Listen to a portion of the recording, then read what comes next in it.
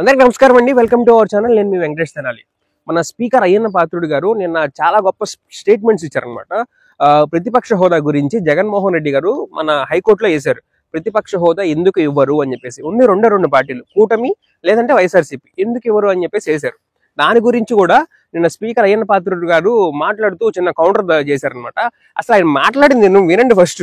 దాని తర్వాత ఆయనకి రిలేటెడ్ గా మనం కౌంటర్ ఇద్దాం. కౌంటర్ అంటే సబ్జెక్ట్ తోనే ఇస్తాము, ఆయనకి ఏదో ఇది చేసేటట్టు కాదు. ఫస్ట్ ఆయన ఏం మాట్లాడాడు వినండి. ప్రజలే దేవుళ్ళు, సమాజమే దేవాలయం. ఈ శాసనసభ ప్రజలు అనేక దేవుళ్ళు నేరుగా ఎన్నుకున్న దేవాలయం. మళ్ళీ ఒకసారి రిపీట్ చేస్తాను. ఈ శాసనసభ ప్రజలు అనే దేవుళ్ళు నేరుగా ఎన్నుకున్న దేవాలయం. ఇది మనకు దేవాలయం లాంటిది. స్పీకర్గా నా బాధ్యత ఈ దేవాలయానికి నేను పూజారిగా పనిచేస్తున్నాను మాత్రమే. అంతే కదండి. దేవుడు తిరస్కరించిన వరాన్ని పూజారి నుండి ఆశించడం ఎంత తప్పు కదండి. దేవుడి నిర్ణయం 11 మంది ఇచ్చాడు, కానీ నేను ఏం చేస్తాను? పూజారికి నేను ఏం చేయగలను?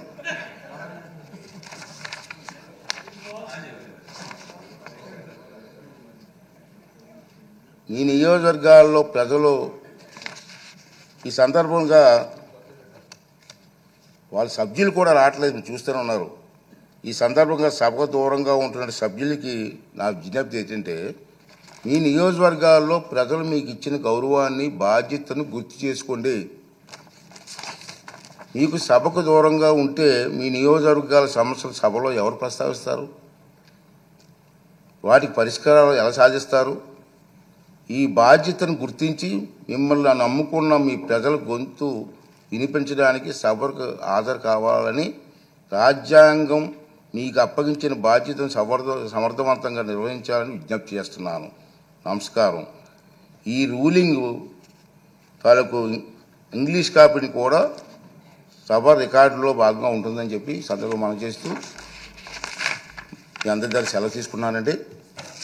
ఈ రూలింగ్ ఇవ్వాలనే ఉద్దేశంతో దీన్ని తెర వేయాలి. ఎక్కడో తెర వేయకపోతే పబ్లిక్ అందరికి తెలియాలా, అందుకే సామాన్యులకు అర్థమైన విధంగా చెప్పాలనే ఉద్దేశంతో నేను ఈ టైం తీసుకోవడం జరిగింది. ఓకే, విన్నారు కదా మన అయ్యన్న పాత్రుడు గారు ఏం మాట్లాడారో. దేవుడు లాంటి ప్రజలే ప్రతిపక్ష హోదా ఇవ్వలేదు మనకి. నెక్స్ట్ నేను ఎలా ఇస్తాను, నేను ఒక పూజారిని మాత్రమే, దేవుడే వరాలు అంగీకరించకపోతే నేను ఎలా అంగీకరిస్తానని చెప్పేసి మన స్పీకర్ అయ్యన్న పాత్రుడు గారు చెప్పడం జరిగింది. మీకు దీనికి ఎగ్జాంపుల్ గా మీకు ఢిల్లీ ఉదాహరణ తెలుసు. ఢిల్లీ ఉదాహరణలో ఢిల్లీలో 70 సీట్లు ఉంటే బీజేపీకి వచ్చింది 3 సీట్లే. అయినా కానీ అక్కడ ఆమ్ ఆద్మీ పార్టీ వాళ్ళు ఇవ్వడం జరిగింది. అంటే వాళ్ళకున్నంత ధైర్యం కూడా, కాన్ఫిడెన్స్ కూడా వీళ్ళకి లేదా? ఎందుకు? చంద్రబాబు నాయుడు గారి పరిపాలన బాగుంటే ఇదంతా కూడా జరుగుతున్నట్టే కదా. ఇవన్నీ కూడా అర్థం చేసుకోలేకపోతున్నారా మరి? నెక్స్ట్ ఇంకొక మెయిన్ పాయింట్ ఏంటి అంటే, ఇక్కడ అంటే ప్రజలు ప్రతిపక్ష హోదా ఇవ్వలేదు అని చెప్పేసి మాట్లాడుతున్నారు. ప్రజలు 40% ఓట్ షేర్ ఇచ్చారు. ప్రజలు 40% ఓట్ షేర్ ఇచ్చారు. అయ్యన్న పాత్రుడు గారు ఇది బాగా గుర్తుపెట్టుకోవాలన్నమాట. 40% ఓట్ షేర్ ఇచ్చారు. ఇంకా 40% ఓట్ షేర్ అని చెప్పేసి మనకి ఈవీఎం లెక్కలు కనపడుతున్నా, నువ్వు 40% ఓట్ షేర్ అంటావు, మళ్ళీ ఈవీఎంలు అంటావు ఏంటి అని చెప్పేసి మీకు డౌట్లు రావచ్చు. ఈవీఎంల మీద మనకి కొన్ని డౌట్స్ ఉన్నాయి. ఏంటి అంటే, ఈవీఎంలు మనకి పోలైన ఓట్ల మీద, ఓటేసిన తర్వాత మనకి పోలైన ఓట్ల మీద 49 లక్షల ఓట్లు పెరిగినాయి. కౌంటింగ్ రోజుకి 49 లక్షల ఓట్లు పెరిగినాయి. ఎలా పెరిగినాయి ఎవరికి తెలియదు. ఈవీఎంల ఛార్జింగ్ పెరిగింది. ఈ రోజు మనకి పోలింగ్ అయిపోయిన నాటికి 60% ఉన్న ఛార్జింగ్ రేపు పొద్దున్న 90కి వెళ్ళింది. వాళ్ళు రిపోర్ట్స్ రాస్తారు ఎలా వెళ్ళింది. ఇదంతా కూడా నిన్న ఎమ్మెల్సీ ఎలక్షన్స్ లో కూడా వాళ్ళు డబ్బులు ఇచ్చి ఓట్లకి ఎట్లా రిగ్గింగ్ చేస్తున్నారో మనందరం కూడా వీడియో ద్వారా మొన్న రిలీజ్ అయిన మనందరం కూడా చూసాం. సో ఇలా చాలా ఉన్నాయి. అయ్యన్న పాత్రుడు గారు ఒకటే కాదు. ఇప్పుడు చంద్రబాబు నాయుడు గారు ఏదో స్క్రిప్ట్ ఇచ్చారని చెప్పేసి ఆ 2 పేపర్లు ఇట్లా చూసి చదవటం, దాన్ని పక్కన పెట్టడం, ఇట్లా చూసి చదవడం, ఎవరు అని చెప్పేసి అట్లా ఎట్లా చెప్తారు మీరు? హైకోర్టు మిమ్మల్ని రమ్మని చెప్తుంది కదా ప్రతిపక్ష హోదాకి. ఇప్పుడు ప్రతిపక్ష హోదా అడిగేది ఎందుకు? టైం కోసం. జనాల తరపున మాట్లాడేవాడు ఒకడు ఉండాలి. జనాల తరపున మాట్లాడేవాడు లేకపోతే ఏమైంది? నీకో ముక్క, నాకో ముక్క అని చెప్పేసి అధికార పక్షంలో అందరూ పనిచేసుకుంటారు. అధికారంలో జగన్మోహన్ రెడ్డి ఉండి ప్రతిపక్షం లేకపోయినా అంతే సంగతి. అధికార పక్షం ఏది చేస్తే అదే చెల్లుతుంది. ప్రతిపక్షం అడిగేది ఎందుకు? క్వశ్చన్ చేసేవాడు ఒకటి ఉండాలని చెప్పేసి. జగన్మోహన్ రెడ్డికి 164 వచ్చి జగన్మోహన్ రెడ్డి ఇట్లా చేసినా కానీ అప్పుడు కూడా చంద్రబాబు నాయుడు గారికి ప్రతిపక్ష హోదా ఇవ్వాల్సిందే. ఆయన గతంలో ఏదో అన్నాడు, ఒక 4-5 సీట్లు లాగేస్తే మీకు రాదు అంటే, ఆయన మాట్లాడింది పూర్తిగా వినండి. మా ఎమ్మెల్యేలు ఇట్లా అన్నారు అని చెప్పాడు. మా ఎమ్మెల్యేలు ఇట్లా అన్నారు అని చెప్పాడు. నేను అలా చేస్తానని చెప్పేసి ఆయన ఎక్కడా చెప్పలేదు. ఇట్లా అన్నారు, కాకపోతే నేను ఎవరైనా తీసుకుంటే వాళ్ళ దగ్గర నుంచి రాజీనామా చేయించిన తర్వాతే తీసుకుంటా అని చెప్పేసి ఆనాడు ఆయన అసెంబ్లీలో చెప్పడం జరిగింది. ఆ వీడియో కూడా యూట్యూబ్ లో అవైలబుల్ ఉంటుంది. కాపీరైట్ ఇష్యూ వల్ల ఆ వీడియో మనం ఇక్కడ ప్లే చేయలేం. సో మీరు అది వెళ్ళి కూడా ఒకసారి చూడొచ్చు. ఇంత క్లారిటీగా ఏమన్నా నేను వాళ్ళ దగ్గర నుంచి తీసుకుంటే నేను రాజీనామా చేయించిన తర్వాత తీసుకుంటాను అని చెప్పేసి ఆయన క్లియర్ గా చెప్పడం జరిగింది ఆ రోజు. సో ఇలాంటివి కూడా ప్రజల పక్షాన ఇప్పుడు ప్రతిపక్ష హోదా అడిగేది ఏంటి అంటే ఈ సంవత్సరం కూడా రైతులకి 1400 ధాన్యానికి వస్తుంది. పోయిన సంవత్సరం 2000 దాకా వచ్చింది. ఈ సంవత్సరం రావట్లేదు. దీన్ని ఎవరు క్వశ్చన్ చేస్తాడు? మీ పిల్లలకి ఫీజు రీఎంబర్స్మెంట్ రావట్లేదు, ఎందుకు ఆగిపోయింది? పోయిన సంవత్సరం ఫీజు రీఎంబర్స్మెంట్ లేదు, జూన్ నుంచి కూడా ఫీజు రీఎంబర్స్మెంట్ లేదు. దాన్ని ఎవరు క్వశ్చన్ చేస్తారు? 50,000 ఉంటే ఫీజు 50,000 కట్టాలి, 70,000 ఉంటే 70,000 కట్టాలి. అందుముందు ఫుల్ ఫీజు రీఎంబర్స్మెంట్ దాంట్లో లేదు. ఇప్పుడు ఆరోగ్యశ్రీ సేవలు బంద్ అయిపోయినాయి 2 నెలల నుంచి. ఇవన్నీ ఎవరు అడుగుతారు? ఎందుకు అయిపోయింది? ఇప్పుడు బీమాని తీసుకొస్తున్నారు, ఆరోగ్య బీమా అని చెప్పేసి చంద్రబాబు నాయుడు గారు తీసుకొస్తున్నారు. ఆరోగ్య బీమాలో 2.5 లక్షలు మాత్రం ప్రైవేట్ వాడు ఇస్తాడంట. ఆ మిగిలిన ఏదైనా ఉంటే ఎన్టీఆర్ ట్రస్ట్ నుంచి వస్తుందని చెప్పేసి చెప్తున్నాడు. ప్రైవేట్ వాడు ఇచ్చేది 2.5 లక్షల లోపు ఉండేది క్యాష్ ఉంటుందా, క్యాష్ లెస్ ఉంటుందా? క్యాష్ ఉంటే మాత్రం అప్పటికప్పుడు సామాన్యుడు కట్టాలంటే వాడి దగ్గర నుంచి ఎలా కడతాడు? ఇప్పుడు మీరు ప్రీమియం కడతామని చెప్పేసి చెప్తున్నారు. ఇప్పుడు మీరు క్రాప్ ఇన్సూరెన్స్ కూడా పోయినసారి ప్రభుత్వం కట్టింది, ఈసారి మీరు వీళ్ళు కట్టుకోండి అని చెప్పేసి వదిలేశారు. ఇప్పుడు హెల్త్ ఇన్సూరెన్స్ కూడా ఇప్పుడు మేము కడుతున్నాము, నెక్స్ట్ నుంచి మీరు కట్టుకోండి, ప్రభుత్వం బాధ్యత కాదు అని చెప్పేసి చెప్పేస్తారు కదా. అంతకుముందు మీరు ఏం చెప్పారు? ఎడ్యుకేషన్ అనేది ప్రజల బాధ్యత కాదు అని చెప్పేసి చెప్పిన మహానుభావుడు చంద్రబాబు నాయుడు. ఎడ్యుకేషన్ అనేది గవర్నమెంట్ బాధ్యత కాదు అని చెప్పేసి చెప్పిన బాధ్యత. రేపొద్దు అలాగే అంటారు కదా. క్యాష్ ఉంటే మాత్రం అల్లాడిపోతారు సామాన్య ప్రజలు. ఇప్పుడు మీరు కట్టేది హెల్త్ ఇన్సూరెన్స్ ఒక్కొక్కరికి 2,500 కడుతున్నారు. ఎవరికి? ప్రైవేట్ కంపెనీ వాడికి. ఒక్కొక్క ఫ్యామిలీకి 2,500 కడుతున్నారు. దాదాపు కూడా ఆంధ్రప్రదేశ్ లో చూసుకుంటే 5 కోట్ల మంది పైనే ఉన్నారు.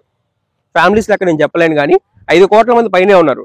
అంటే మీరు కట్టే ప్రీమియం దాదాపు 3,000 కోట్లు వస్తుంది. 3,000 కోట్ల రూపాయలు ఒక ప్రైవేట్ కంపెనీకి మీరు ఇస్తున్నారు. జగన్మోహన్ రెడ్డి 5 సంవత్సరాల్లో ఆరోగ్యశ్రీకి ఖర్చు చేసిన అమౌంట్ 16,000 కోట్లు. 5 సంవత్సరాల మీద కరోనా ఉన్నా కానీ 16,000 కోట్లు ఖర్చు పెట్టాడు. అందులో ఆయన పెండింగ్ పెట్టిన బకాయిలు 1,600 కోట్లు. అందులో లాస్ట్ ఇయర్ మీరు 2019 వరకు మీరు పెండింగ్ పెట్టిన బకాయిలు ఒక దాదాపు నాకు తెలిసి ఒక 1000 కోట్లు 2,000 కోట్లు ఉండొచ్చు. 2,000 కోట్ల వరకు మీరు పెండింగ్ పెట్టిన బకాయిలు ఉన్నాయి. సో 5 సంవత్సరాల్లో ఎట్లా చూసుకున్నా కానీ మనకి 5 సంవత్సరాల మీద 16,000 కోట్లు అయింది. సరే సంవత్సరానికి 4,000 కోట్లు వేసుకోండి. 4,000 కోట్లు వేసుకున్నా కానీ 4,000 కోట్లు వేసుకున్నా కానీ 5 సంవత్సరాలు 5 × 20,000 కోట్లు మనం ప్రైవేట్ వాడికి ఇవ్వకుండా మన హాస్పిటల్స్ మనం బాగు చేసుకుంటా గవర్నమెంట్ ఇచ్చేయచ్చు కదా డైరెక్ట్ గా. 25 లక్షలు పెట్టాడు ఆరోగ్యశ్రీ. ఇప్పుడు మీరు 2.5 లక్షలకు తీసుకొచ్చారు ప్రైవేట్ వాడితో. ఇప్పుడు ప్రైవేట్ వాడు అంటే ఆ ప్రైవేట్ వాడు కంపెనీ వాడు మెయిన్ చుట్టూ తిరగాల, ఎట్లా పాసిబుల్ అవుతుంది? ఇది గవర్నమెంట్ కింద కాదు కదా, జనాలు తిరగాల్సి వస్తుంది కదా. సో ఇవన్నీ కూడా అసెంబ్లీలో మాట్లాడాలంటే ముందు మీరందరూ చాలా మంది ఏమంటున్నారంటే అసెంబ్లీకి వెళ్తే కదా టైం ఇస్తారు, ఇవన్నీ తెలియదంటే జమ్మలమడుగు ఎమ్మెల్యే ఆదినారాయణను ఆయన పేరు ఏదో ఉంది, ఆయన ఏమన్నారు అసెంబ్లీలో? రమ్మనండి, వాళ్ళ 11 మందిని రమ్మనండి, 11 నిమిషాలు టైం ఇస్తాం, ఒక్కొక్కరికి 11 మందికి ఒక్కొక్కరికి 2 నిమిషాల దగ్గర టైం ఇస్తాం అని చెప్తున్నారు. ఇప్పుడు నేను చెప్పడాకే దాదాపు ఇది ఒక 15 గంట 20 నిమిషాలు పడుతుంది. ఒక్కొక్కరి గంట 2 నిమిషాలు ఇస్తాడంట అసెంబ్లీలో. వాళ్ళు మాట్లాడే మాటలు ఎలా ఉన్నాయంటే 2 నిమిషాలు ఇస్తాం ఒక్కొక్కరికి 11 మందికి, 22 నిమిషాలు మాట్లాడమని చెప్పండి అని చెప్పేసి ఒక ఎమ్మెల్యే స్థాయి ఆయన మాట్లాడుతున్నాడు. ఎలా మాట్లాడతారు? ఇప్పుడు 2 నిమిషాలు సరిపోద్దా? నేను జగన్మోహన్ రెడ్డి పెట్టిన ప్రెస్ మీట్ కి దాదాపు 2.5 గంటలు 3 గంటలు పట్టింది. 3 గంటలు పట్టింది. గంట సేపు కూడా 7,000 మంది వాచ్ అవర్స్ ఉన్నాయి, లైవ్ లో ఉన్నాయి, స్ట్రీమ్స్ లో ఉన్నాయి. అటుపక్క అసెంబ్లీ కంటే కూడా ఇటుపక్క మన జగన్మోహన్ రెడ్డి లైవ్ స్ట్రీమ్ ఎక్కువ ఉంది. సాక్షి మీడియాలో ఏబిఎన్ లో లైవ్ వస్తుంది అసెంబ్లీ, దానికి కూడా లేదు అంత రీచ్. మీరు చెక్ చేసుకోవచ్చు, నేను ఇక్కడ డిస్ప్లే చేస్తాను మీకు, అసలు అంత రీచ్ ఉంది. సో ఇదంతా కూడా మాట్లాడాల్సిన పాయింట్స్ అనమాట.